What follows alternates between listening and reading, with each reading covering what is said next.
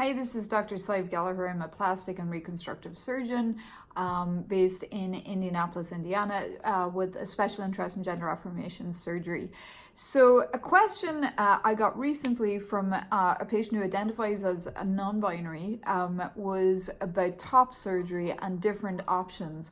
And that particular patient, they didn't necessarily feel very comfortable with a masculine type chest. So the question was, are there other options? Can you leave behind some breast tissue, maybe do a big reduction? And I would say most of the time, the answer is yes. You know, my philosophy is it's your body. Patients know best usually what they need from an affirmation point of view.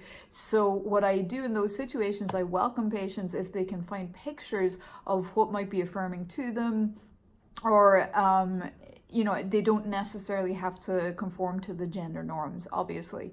There are certain measurements we'll stick to. If a transgender man, for example, tells me he wants a masculine chest, well, we know what the appropriate measurements and look of that masculine chest would be. But I would say for folks who don't necessarily identify neatly into that look, we can certainly adapt accordingly, and I always encourage patients to bring photographs. It's been a kind of lifesaver a few times because, you know, for example, one time I can remember a patient who we were going to do, a trans feminine patient, we were going to do an augmentation on, and she kept saying natural, natural, but the pictures she brought, and I'm very grateful she brought pictures, were very, very large, as in maybe Baywatch natural.